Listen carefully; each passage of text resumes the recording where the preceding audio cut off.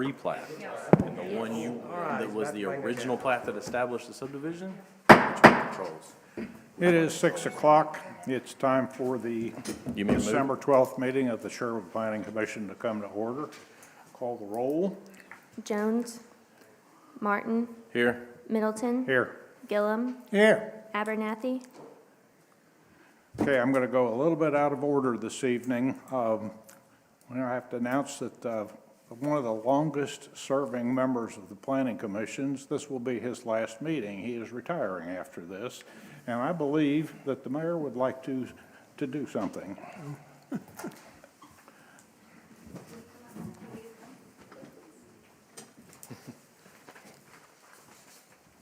So planning commission is one of the most important positions that we have to be a commissioner. And a lot of committees, they might meet, they may not meet.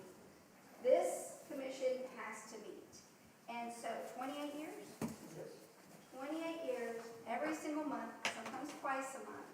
And he's been chairman. For how many years were you chairman? A lot. About a decade. So to have somebody devote this amount of time to our city, of his life for us, is just absolutely remarkable. This is just a small gift we'd like to give you in recognition for all your years of service, and then I need you to come to the city council meeting so that we can do a certificate there for you to be recognized in front of the council and so forth. So can you get on the other side, and can we give him a round of applause?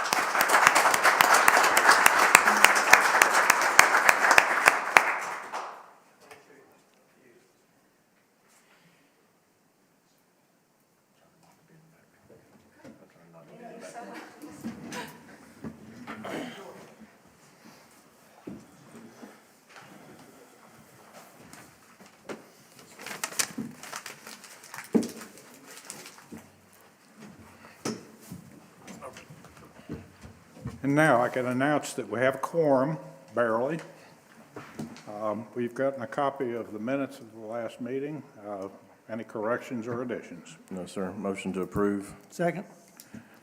We have a motion? Martin, Aye. Middleton, Aye. Gillum, Aye. Barely passed. The agenda, is there any additions or corrections to the agenda?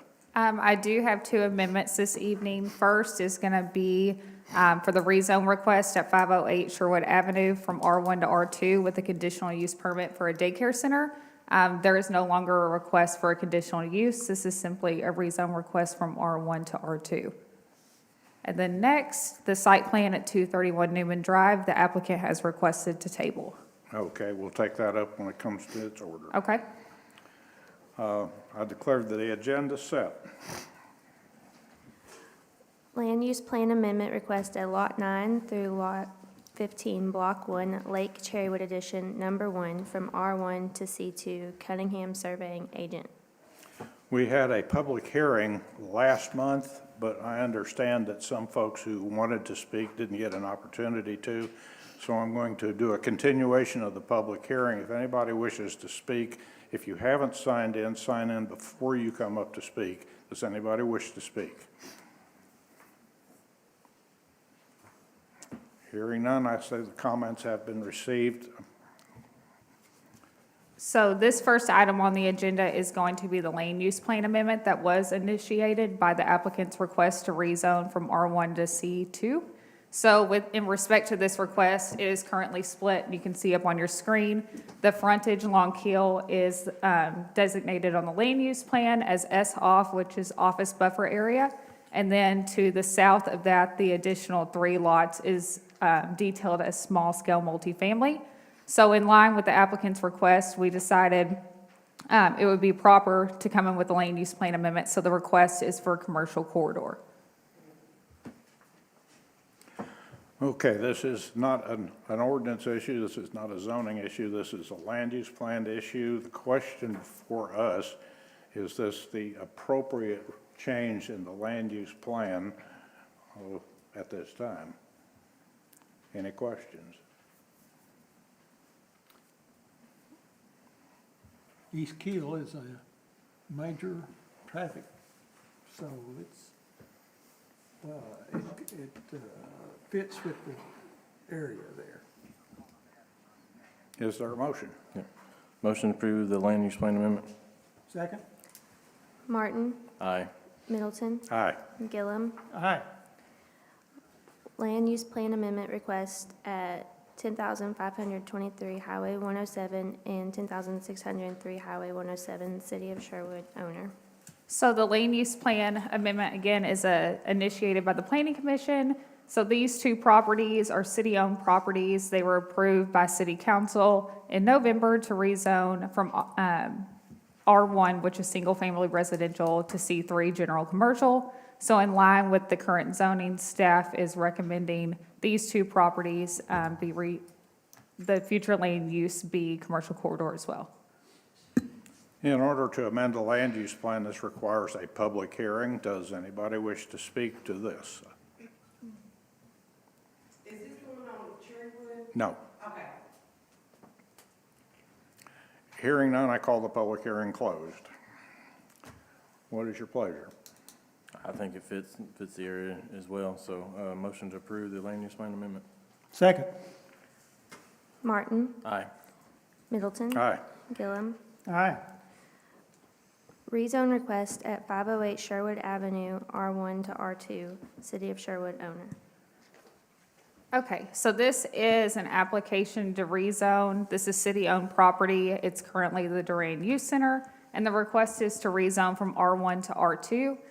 Initially, with the request, the applicant additionally had a conditional use permit, which has been indefinitely tabled at this time, with the intent for it to remain city-owned property to explore future avenues as it relates to childcare for the city in the future. So compatibility with the future land use plan speaks to this area as recreational, which per Vision 2040 is fitting for any type of zoning district effective within the zoning code. This calls for a public hearing. Does anybody wish to speak to this request? Yes, sir. If you would come up, have you signed in? Yes. If you would come up and speak there. Technically, my wife signed me in, so we. Believe me, I understand. Good evening, everyone, attendees, members. And your name and address, please? Darrell Stevens, address 403 Glenora Avenue. And so I want to just in general take a quick look at the proposed locations for the current after-school programs and the proposed after-school, which I understand now is not the conditional use program, but just the rezoning in general. The proposed location has a basketball court, attracts a lot of unsavory characters. For the nearly 35 years I've lived there, there have been many calls to the police station for disturbances at the basketball court, including loud riotous cursing, many speeding issues, and it's not going to change just because it's rezoned to an after-school zone.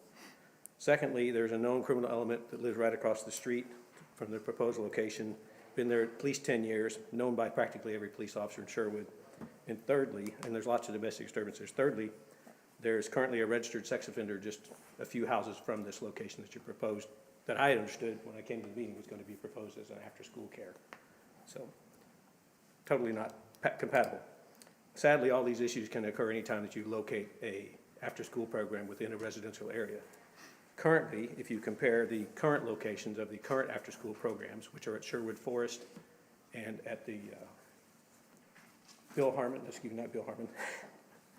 yes, it is, the Bill Harmon Recreation Center, those have very few residential homes directly contacting. They're large city municipality-owned areas and are totally different than the current proposed location, which is in fact in a residential use, residential homes only, and a church. Both of the current locations have parking lots that are sectioned off from the adjacent streets where there's much less danger to the children compared to the new proposed location, which has most of its available parking directly adjacent to the street. Also, there's a fire department right across the street from the new proposed location. Emergency vehicles in a hurry to help someone located right next to an after-school program doesn't seem like a wise choice to me. God forbid anybody should get hurt. So let's look at the practicality of the third location as it applies to Sherwood on the whole. Sherwood has 2 after-school locations, which are told are running at a maximum capacity. And that statement on the surface sounds really dire. However, let's drill that down for a moment and take a look at the numbers. The city of Sherwood has approximately 34,000 people. The current number of children being served now in those daycare centers enrolled is a maximum of 190, but only about 140 attend daily. More importantly, by doing a little quick math, we can deduce that's less than 1% of Sherwood that is being served by the after-school programs. And I don't consider that, nor should anyone consider that, a good use of Sherwood public funds, even if they're slightly profitable. I think in today's highly charged, sensitive political environment, this could be considered discriminatory. So we ask you, does the city of Sherwood really need to go down the same path as the golf course? And this is a quick primer for anyone who doesn't know about the golf course history. Right now, the city of Sherwood owns a golf course because it condemned a private individual's land sale and then purchased it from that individual at approximately twice the selling price, which is almost somewhere between $4 and $5 million. So if we have excuse me. So now we have a golf course that only serves about 7% of the residents, the entire city of Sherwood. And so comparing that, contrasting that, back to this after-school use, serving only 1% of the city, potentially. It's actually less than 0.5% if you could break down the real numbers. So back to the proposed zoning change and its proposed use in after-school program. We submit this program is going to be like the golf course, not in dollars and cents, but by the very same method and ending with the very same results, meaning that the very few, less than 1%, remember, will benefit from the taxes of the many. This, as is so often heard today, is not fair, nor is it good use of public funds. It is events like these that lead most of us to the conclusion that our local government serves the few and not all of those by whom they were elected. So I just think it's not a good plan or a good fit on three conditions. Immediately is the area that it's located in, both physically and the criminal elements, and then just logically it doesn't make good sense to keep continuing to serve only 1%. Thank you. Anybody else wish to speak? Yes, sir.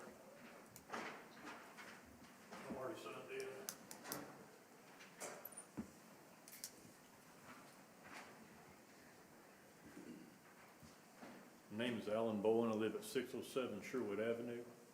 I grew up in that recreation center, and when I grew up, it was new. It has gone downhill quite a bit. When I saw the signs for rezoning being considered, a couple of days later, I stopped in with my granddaughter and I asked, and there was a little paragraph sentence sent over by the city, because even the director of the rec was uncertain about her own job. And the workers had a little paragraph that they had taped to the desk for people who was coming in.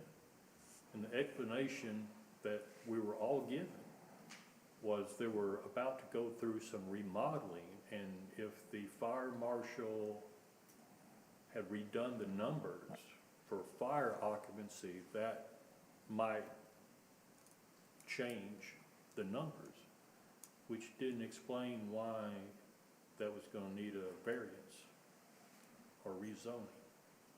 Nor was it said about possible daycare.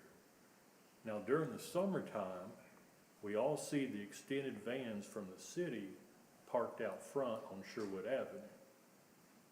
So whatever is decided, if they're going to continue with this practice of the vans, especially the extended vans or these four-drawer trucks that the city uses to maintain the grass and the weed eaters, the trucks, if they park in the front parking lot on Sherwood Avenue, those parking lots are not designed for four-door trucks or extended vans because they stick over onto Sherwood Avenue. So regardless, whatever your long-term plans is for the recreation center on Sherwood Avenue, that front parking lot needs to be redesigned and lengthened probably about 5 or 6 more foot. And when y'all repaint the lines, make them a little bit wider. So I mean, not only the interior of that thing needs to be in your plan strategy, not just the paint, but you also need to redesign the parking lot. But as far as another daycare, when I first heard about that, I was just thinking of a private entity. Now, if this is gonna be for public use, I really don't see a need of it because I pass several of them through churches and all that on the way over here. I just don't see a need. I'd rather those businesses stay business-minded and not a function of the city, if you will. There's my 2 cents worth, short and sweet. Thank you. Anybody else? Yes, sir. Have you signed in? Yes, sir. Just give your name and address. Mike Overstreet, 605 Sherwood Avenue. I'll just make this quick. Like Mr. Bowe and I pretty much grew up in that rec center. I remember when they built it. I remember when the little building next to it was the police station. That's the museum now. My mother took her driving test there. I think it's probably zoned the way it needs to be zoned, and I would hate to see it turn into a daycare at a later date and time of any sort. What they use it for now, after school and the little summer programs they have, I think is sufficient. And that's all I have. I appreciate it. Thank you. Anybody else? Yes, ma'am.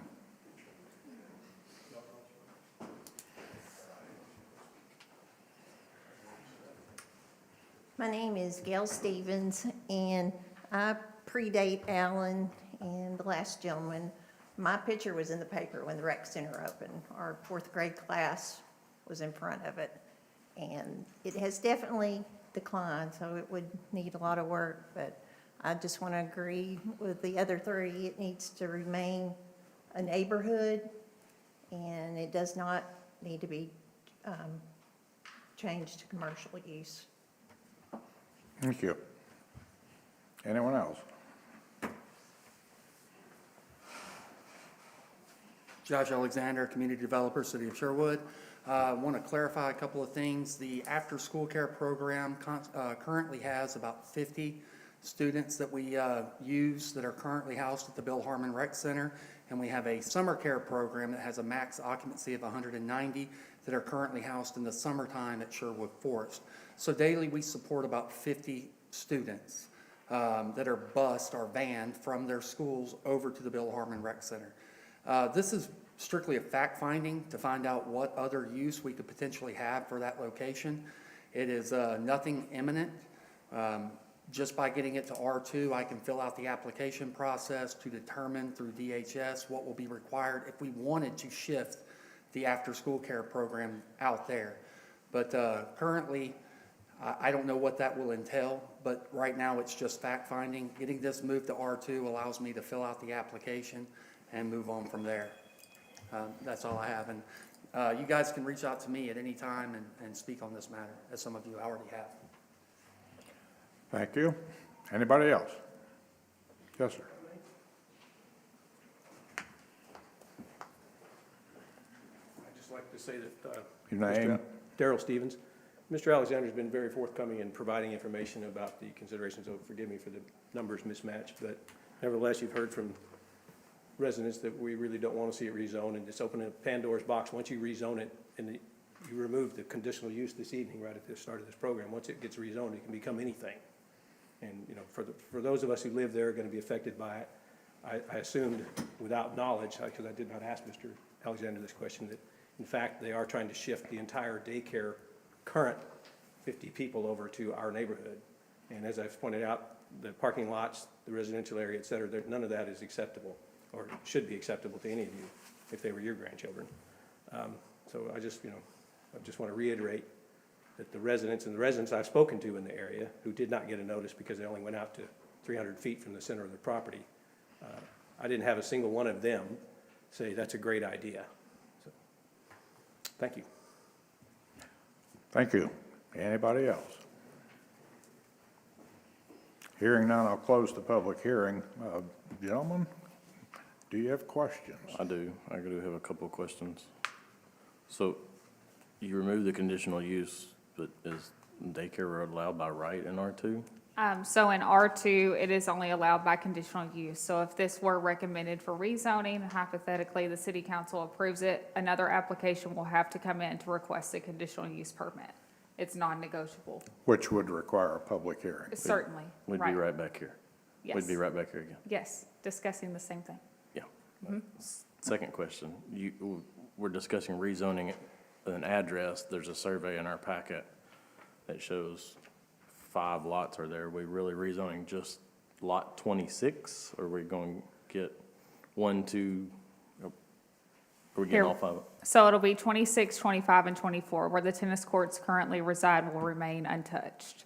So it's just for where the Durane Youth Center is currently located, as well as the museum. Would this in fact align the current use up with the proper zone classification for that use?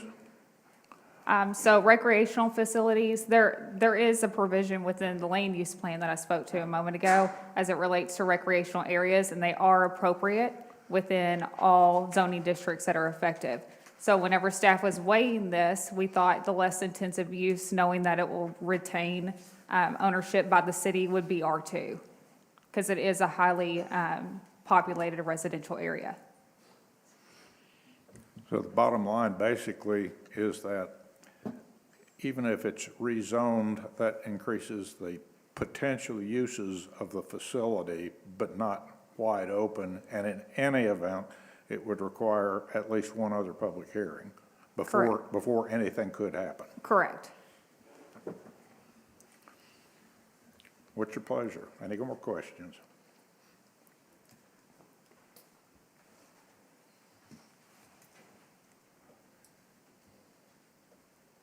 I'm gonna say this on the record that I'm a property owner within, I've got the letter for this rezoning myself as a property owner in the area, so I'm not in favor of it at the moment based on what I just heard tonight.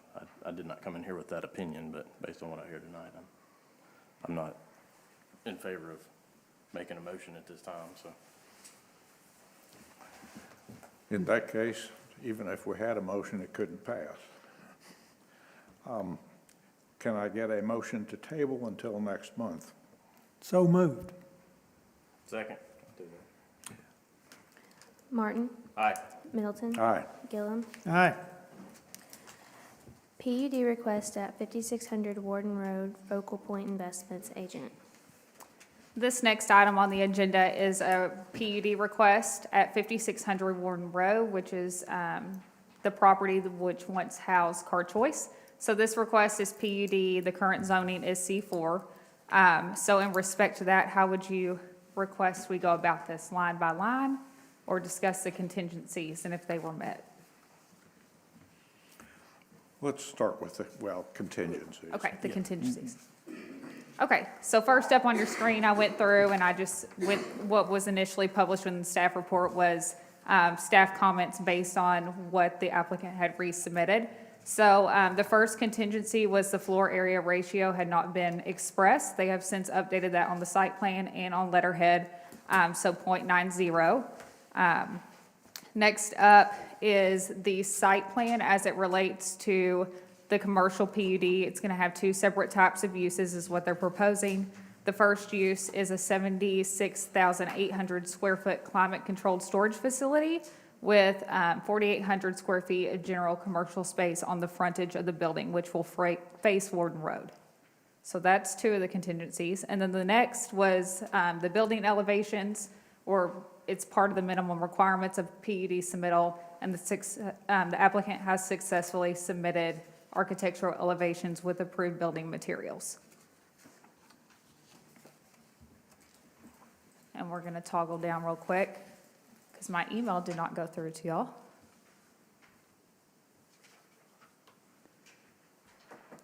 So in addition to that, I'm sure within the staff report, one of the minimum requirements as well as a PUD is providing 2 amenities that benefit the city and the general public. So the applicant is proposing some bike racks and EV charging stations.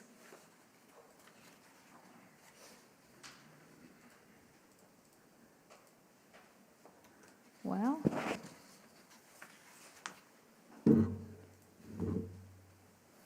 can conveniently enough, let's see. It's not gonna let me do it.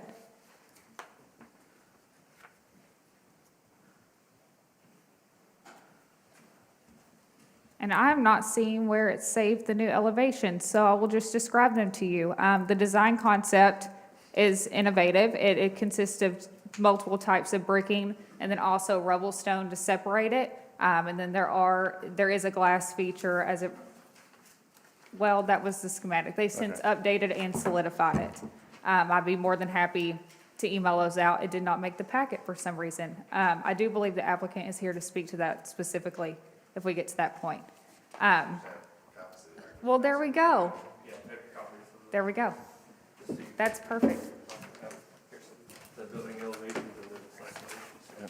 So I'm just going to continue speaking from staff perspective while we go through this. So the applicant has successfully met all of the minimum requirements tied to PUD application, and the threshold requirement of this proposed development is that of adjacent zoning is compatible with the applicant's request. So this property is the last property located within the city of Sherwood. The property directly to the south and adjacent is North Little Rock, and that area is zoned light industrial. So the use that they are requesting is in line and compatible. In respect, again, to the PUD application, the PUD provides staff and the commission the ability to regulate architectural control of the development. So I'll open it for any questions. That's just kind of the quick and dirty version. Okay, this requires a public hearing. I'm going to open the public hearing now. Does anybody wish to speak to this request? Yes, sir. Not to put the cart before the horse, Michael Hall, the Time for Management, sent a letter. You speak into the microphone so our audience out in the netherworld can hear you.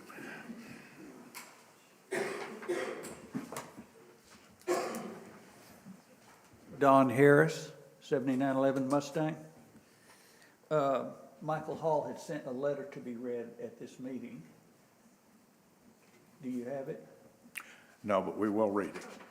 Okay, I thought it was going to be read publicly. It will. Okay. One of the problems I have with this is that they're overdeveloping the mini storage industry. There's so many units now that are not rented, and there are current operators that have land for expansion.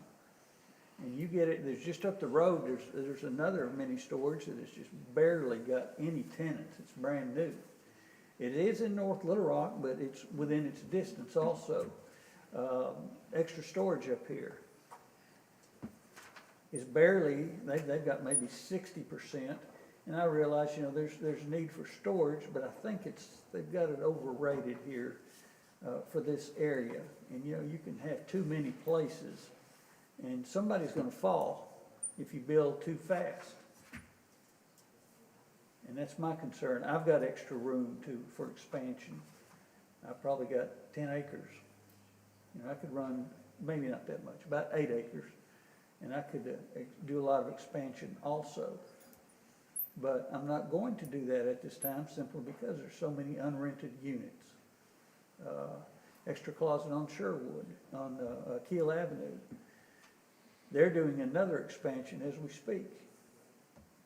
So adding all these extra units, and since in the mini storage industry they repealed the sales tax law on unit rentals, the state did some years ago, the city's not going to get any extra taxes off of it for that reason. So I would be opposed to this for anything mini storage, or whether it's enclosed, if it's climate control or not climate control. Okay? Thank Okay. you. Thank If you would read this statement that was emailed to the staff. Dear Sir or Madam, my name is Michael Hall, and I own Storage Extra in North Pulaski Storage in Sherwood. I was a founding board member of the Arkansas Self-Storage Association and continue to serve on that board, have served on committee with the National Storage Association, and have testified before legislative committees regarding the storage industry in Arkansas. I'm writing as a property owner in Sherwood and not as a representative of any organization or group. Please review the evidence that Sherwood and North Little Rock Lakewood is currently adequately supplied with self-storage.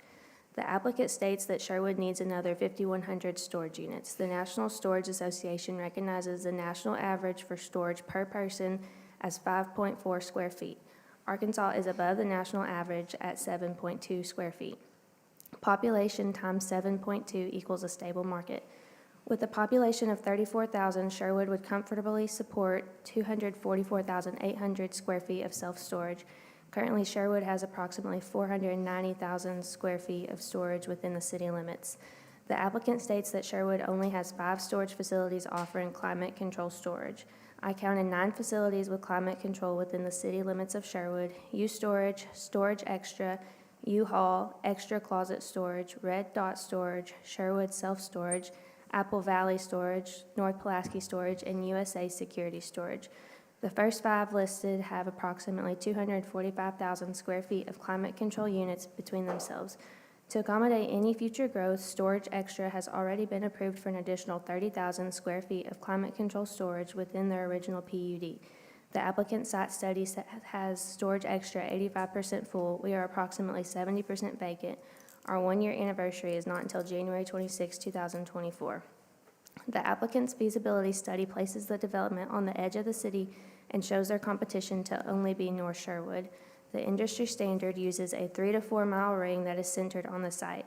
When you do this at 5600 Warden Road, there are more than 200,000 square feet of vacant, climate-controlled storage within 2.5 miles. A new facility, the Storage Center at 5035 Warden Road, has 80,000 square feet and has only been open for about a month. Another new facility, Modern Storage at 3100 North Hills Boulevard, has 80,000 square feet of space, and their 1-year anniversary is in March 2024. Modern Storage will receive a final CO for an additional 80,000 square feet of climate-controlled units in January 2024.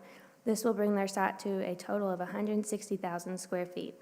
With the additional units, it can be assumed that they will have at least 125,000 square feet of vacant space at that one location. Lakewood Storage, 167 Storage, McCain East Storage, and Northeast Storage offer an additional 200,000 square feet of storage within a half mile of this proposed site. 167 Storage and McCain East also offer climate-controlled units. In addition, the Storage Center has already broken ground on a second 80,000 square foot facility on Pershing Drive just past North Little Rock High School. The applicant says Sherwood would benefit from the real estate taxes generated by this development. Storage facility values are at an all-time high, and this development could have a negative impact on the real estate taxes collected by Sherwood. Pulaski County currently uses the income approach to value self-storage facilities. It uses rent prices and vacancy rates to establish gross income for valuation. Because a real estate tax appraisal is for like-kind property, the rates and occupancy are based off the market, not an individual site. If the market is flooded with vacant storage units, then the vacancy rates go up, then rents go down, and real estate tax collected goes down too.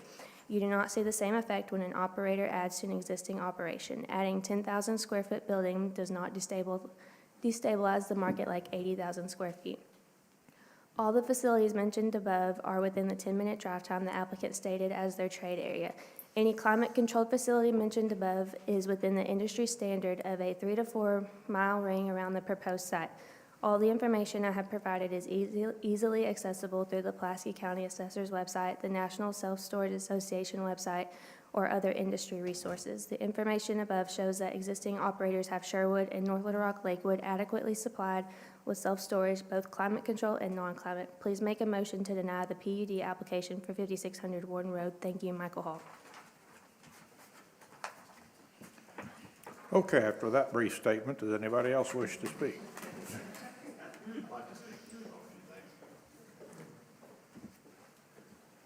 I'm Chad Fisher, 8888 Mid-South Drive, Olive Branch, Mississippi. We are bringing the project before everybody tonight. Just to clear the air, these gentlemen are direct competition. Of course, they don't want us here. It disturbs with their trade. There is a need for storage. All these new storage facilities typically lease up in 12 to 24 months. And then these storage facilities, if there is no new facilities, they can easily bump their rates and line their pockets. That's the name of the game. It's kind of like saying if there was a restaurant coming to town, you got a restaurant guy come in and say, we've got enough restaurants. It doesn't make sense. Sherwood is growing. That's why we targeted the market. We believe that we are generating taxes because we have an aspect that most stores don't, and that's the mixed-use portion. We're bringing 4,800 square foot of retail for that reason. Is not just to bring dead taxes to Sherwood. We're trying to generate stuff here. We're targeting restaurants for the retail in the space. We want to bring life to that area. Right now, it is a car lot. We have it under contract right now. We purchase after we get zoning. I've got financing ready to go. But ultimately, the gentleman I'm buying the property from informed me, he had a hard time selling it to me because he has a 10-year lease to continue another car dealership there. And I have clear understanding that Sherwood doesn't want more car dealerships. Maybe they don't want more storages too, but it's kind of a trade. Would it rather be a car dealership for another 10 years for his lease of his next tenant, or a mixed-use property that we're actually bringing storages that's needed and retail to the city? So, I've answered any questions you guys have.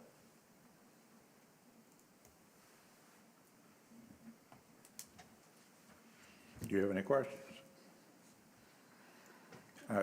Beforehand, does anybody else wish to speak to this request? Okay, I'm going to close the public hearing, and now we will discuss this. I can't see where we have any authority to say yea or nay on what gets built there.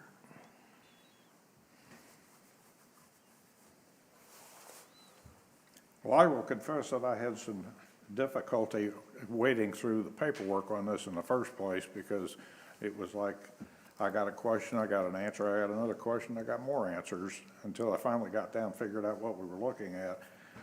And I was kind of on the fence, because as a general rule, I'm not going to ask questions about whether the market will support any kind of business. My feeling is that if you're going to make an investment, you're risking your own money to do that. However, in the face of public policy, I have to pay attention to what the regulations that drive and the policies affecting this. I finally just decided that I had to sit down and figure out what the pluses of this would be against what the negatives might be. And for me, the pluses are three. One, it gives as a planned unit development, gives the city some control over both the site plan and the architectural development of the facility, which we don't necessarily get other than the state fire code. Secondly, there is one public amenity that I agree to, and that's the EV charging stations. And third, it provides the city, according to the application, it provides the city with two uses which are lacking. However, in my opinion, those are based on two competing market studies which say totally opposite things. And in my mind, what the marketing study provided in the packet, and I'm not going to say which one is better than the other. I don't have a degree in any of that. But what I can say is that the marketing study I looked at did not include any facilities outside of the city which are closer to it than any facility inside the city. In fact, there are on Warden Road, there are two enclosed facilities already, one in North Little Rock, which is half a mile away, and another one that's 1.6 miles away. And I don't know the vacancy rate in those things, but the fact of the matter is they weren't included in that marketing study, and that's clear admission. And in addition, there's another one that has been approved, and it will be under construction probably within the next 6 months, that's about 0.6 of a mile away, that we just approved here recently. And the truth of the matter is that I don't see a particular benefit to the city. I see a benefit to the company on a deal like this. It seems to be the demand is being met. And there was another thing that suggested that there was a benefit as a result of parking and overflow parking behind the facility, but that's on another piece of property. That's not on the applicant's property at all. And I don't see how putting a facility on this property is going to change where the neighboring property is going to park cars. So I don't see that as a benefit. Secondly, in order to qualify for this, that there have to be 2 amenities. And quite frankly, I do not consider bike racks on an access road of an interstate grade highway as a public benefit or an amenity. That just doesn't wash. So in my mind, it doesn't meet that test.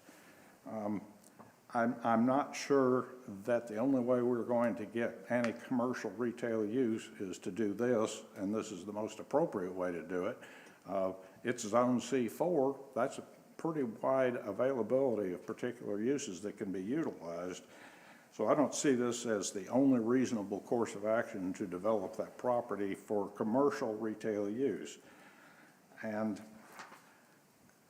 basically, where I landed on this is that it may technically meet the threshold requirements for submitting an application, but I don't think it's consistent with either the land use plan, which does not show industrial use, or with the city's clear policy statement to us in the form of an resolution to this commission in this past year that said we only allow storage facilities in industrial zones, period.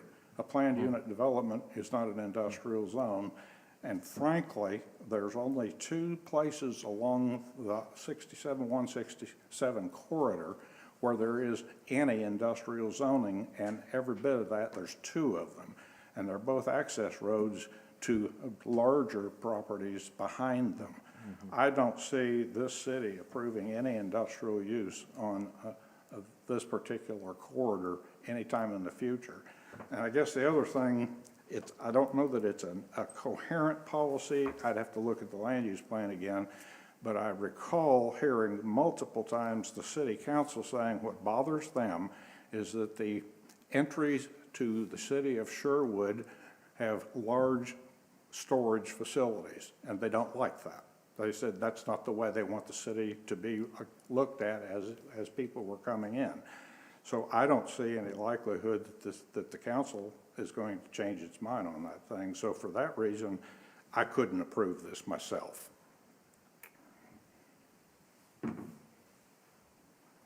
Yeah, I tend to agree with you. I think they're using the PUD to bypass the underlying zoning of what the council wants and putting storage in industrial areas, so. Make a motion to deny that PUD application. Second. Martin, Aye. Middleton, Aye. Gillum, Aye. Thank you for your time.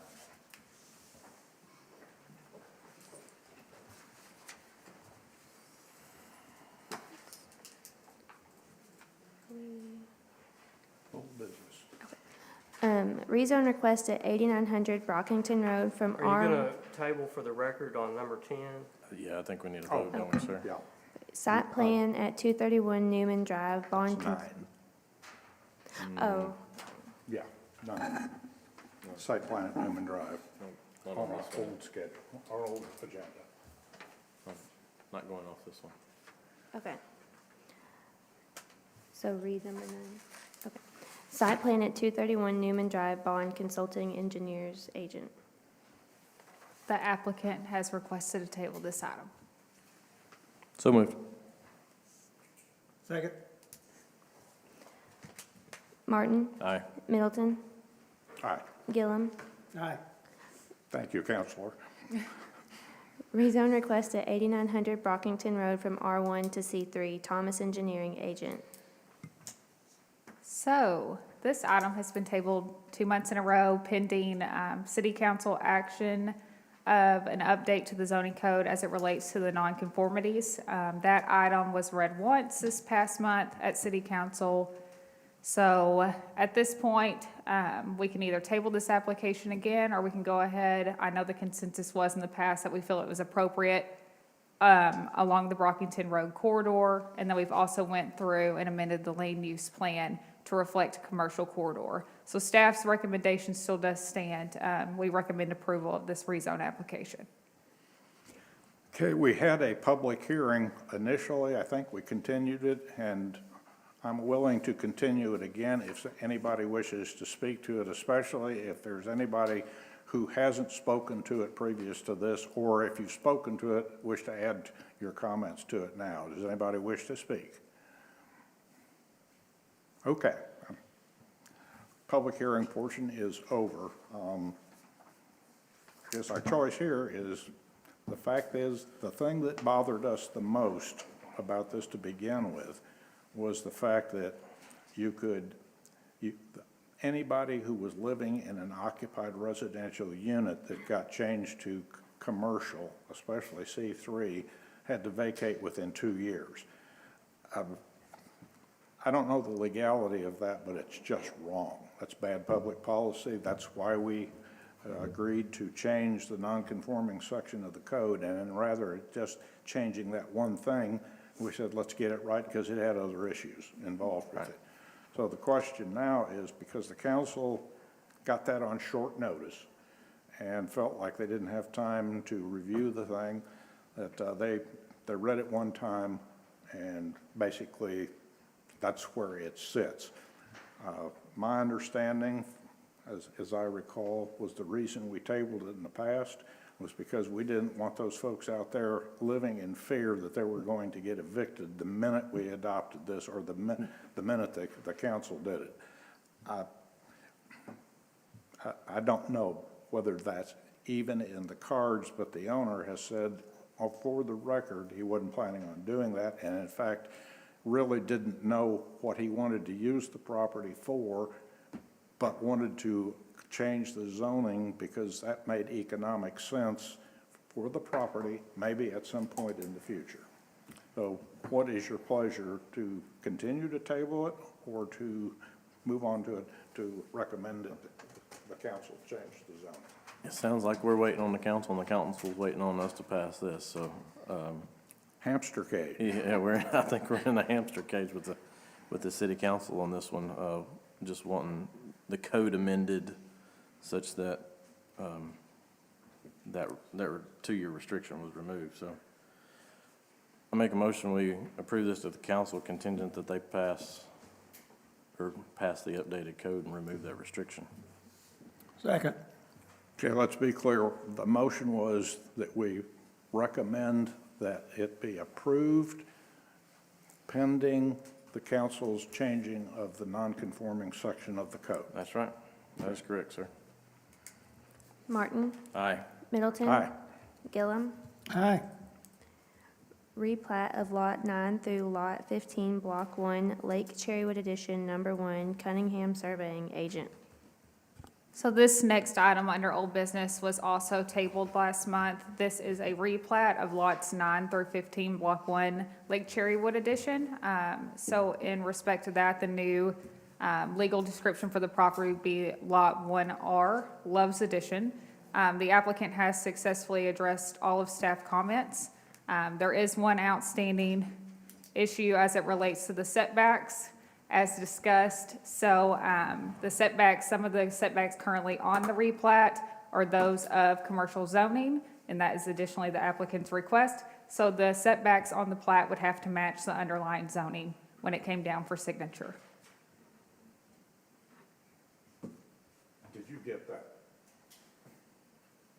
Because my understanding is that if the replat is approved, it ought to include the setback for the 25-foot setback for that residential property that abuts it to the south and west.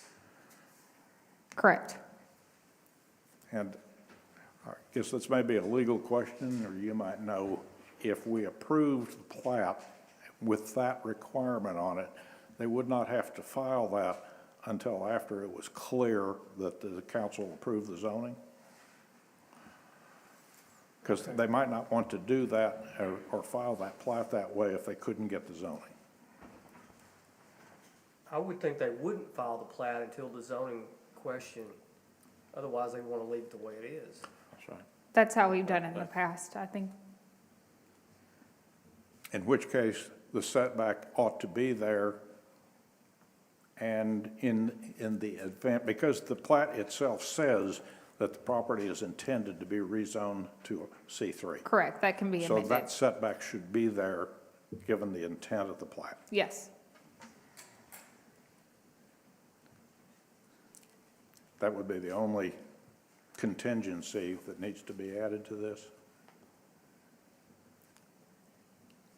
Y- y-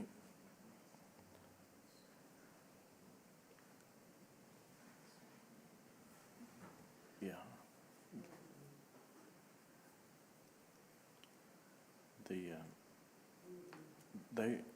There's a legal description on this plat. This is a replat of an existing lot and block subdivision. Correct.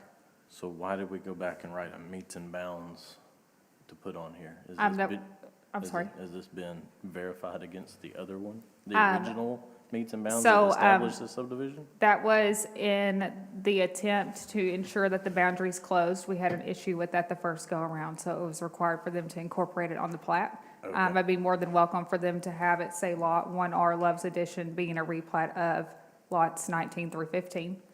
We can include that. What it in effect amounts to is the boundary description of the replat. Yeah, what I see is potential, if they don't match and there's a discrepancy between the two, which one controls? You know, the older one should control, but if you take it off, then there's no chance of a discrepancy, right? Has the engineer looked at this? Yes. And Everything has been verified through engineering as well as our GIS analyst, ensured that the meets and bounds description closed. does it close consistent with the original plat? Yes. Okay. So is that a second contingency? Do you want it amended? I'm not a registered surveyor. Somebody's willing to put their surveyor stamp on it. I'm just asking a question.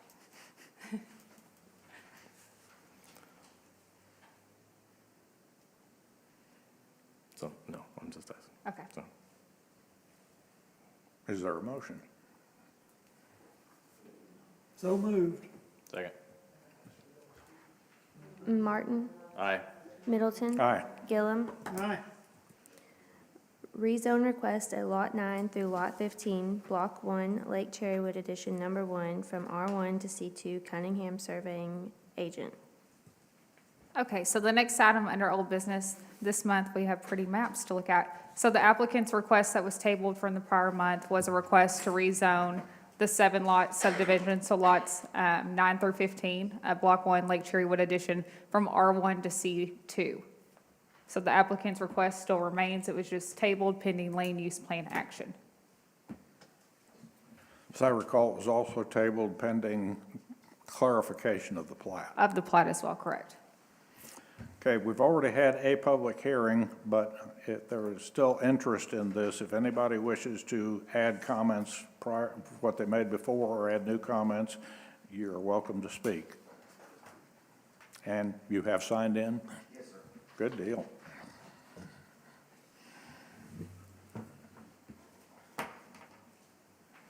I'm Jason Winfield. I live at 107 Elmwood.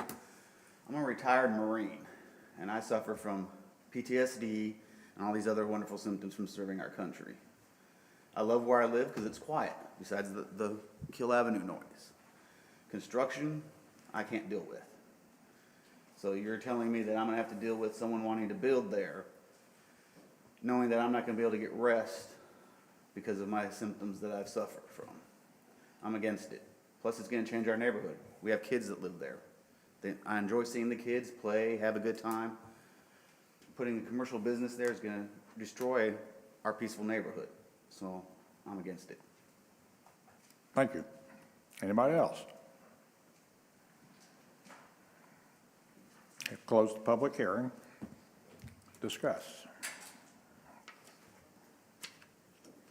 I will add one comment to you.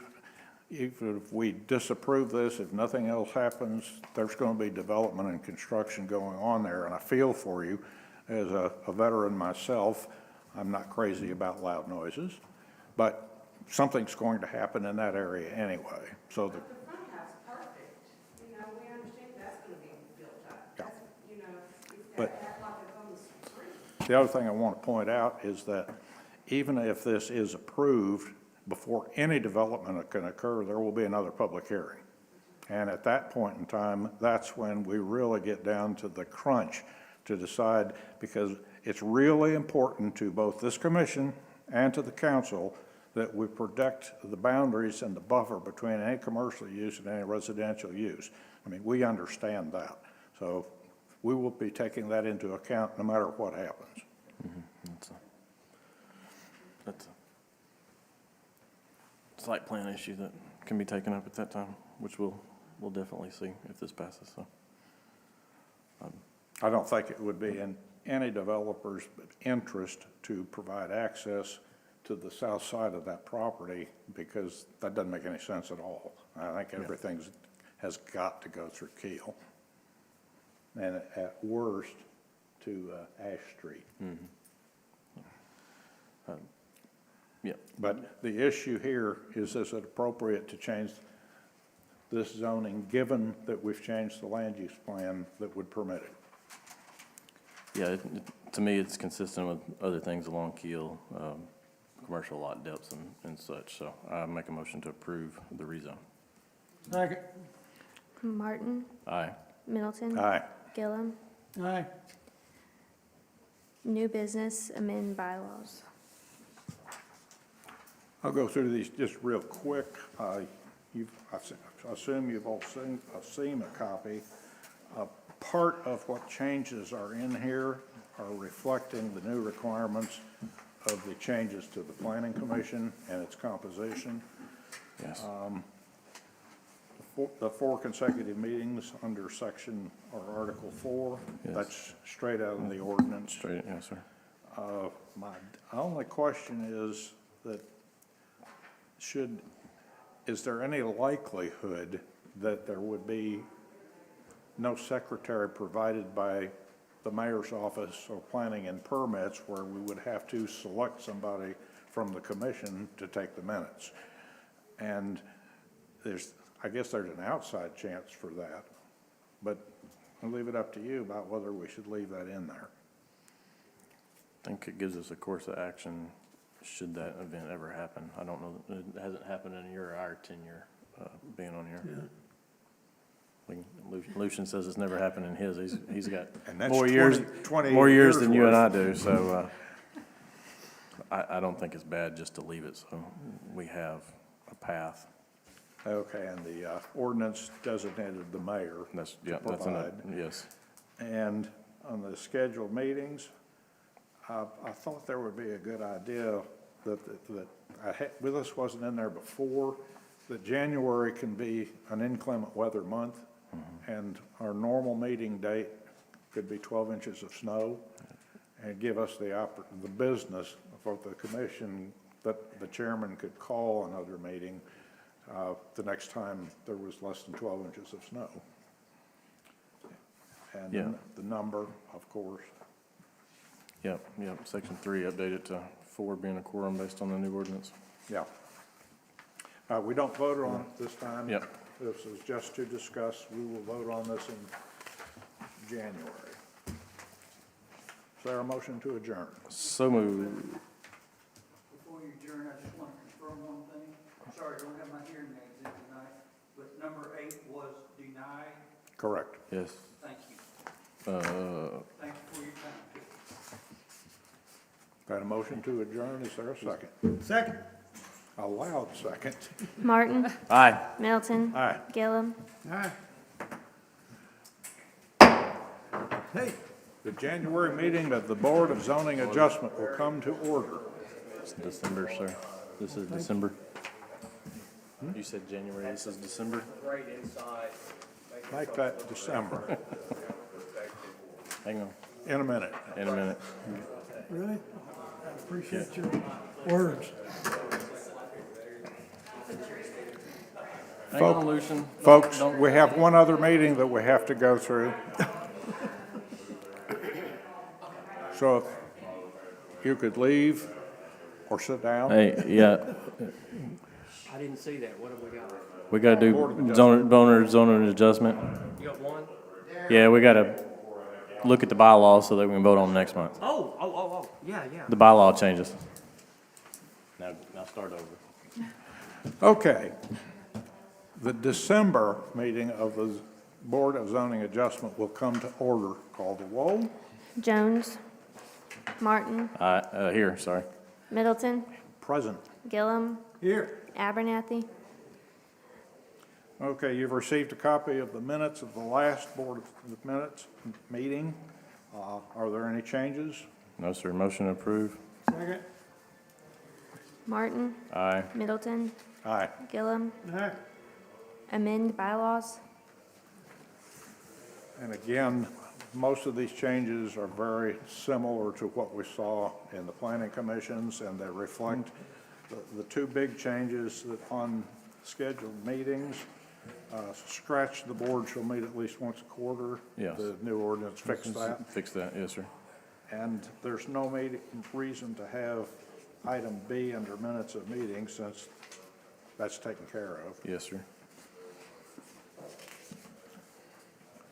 And the one other thing that I added, because it's something that we have always done, we just didn't have anything in our bylaws, and that was to require giving of testimony and swearing in witnesses and staff on that. Yes. So that needs to be part of our business procedure. Yes, I saw that. I agree. And that's basically it. Yeah, all the Article 8 things are per the change in membership, so I agree. So we will take that up for a vote in January. Yes, sir. Is there a motion to adjourn? So moved.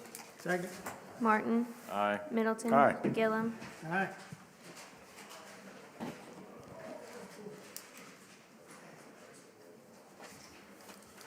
Did you find that ordinance? Yeah, I think I did. Okay, because I sent it to her. Let me show you what I saw.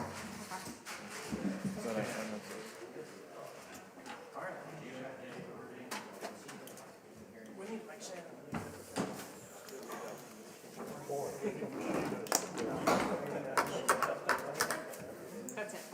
We're good. Thank you. No, you're good. I'm like, oh, well, I'm glad you planned and it doesn't go that way anyway. I hope I didn't come down too hard on that KUD. Well, we have to change that. This is the problem.